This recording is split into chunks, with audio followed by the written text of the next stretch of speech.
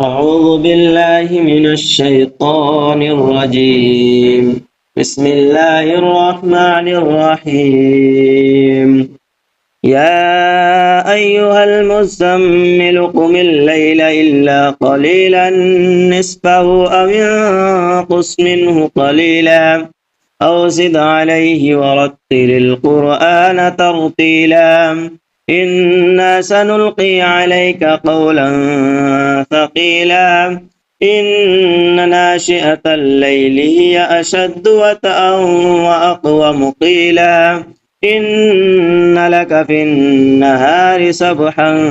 طويلا واذكر اسم ربك وتبتل إليه تبتيلا رب المشرق والمغرب لا إله إلا هو فاتخذه وكيلا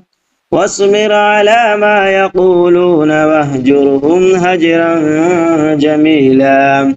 وذرني والمكذبين أولي النعمة ومهلهم قليلا إن لدينا أنكالا وجحيما وطعاما ذا غصة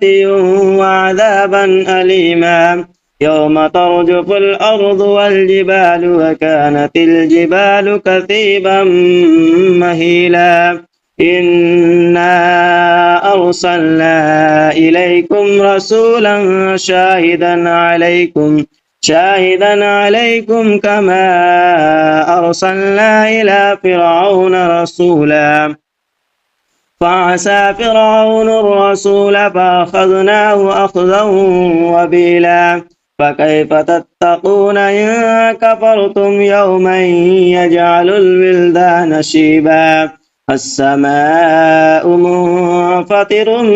به كان وعده مفعولا إن هذه تذكرة فمن شاء اتخذ إلى ربه سبيلا إن ربك يعلم أنك تقوم أدنى من ثلثي الليل ونصفه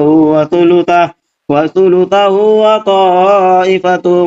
من الذين معك والله يقدر الليل والنهار علم أن لن تحصوه فتاب عليكم فاقرؤوا ما تيسر من القرآن علم أن سيكون منكم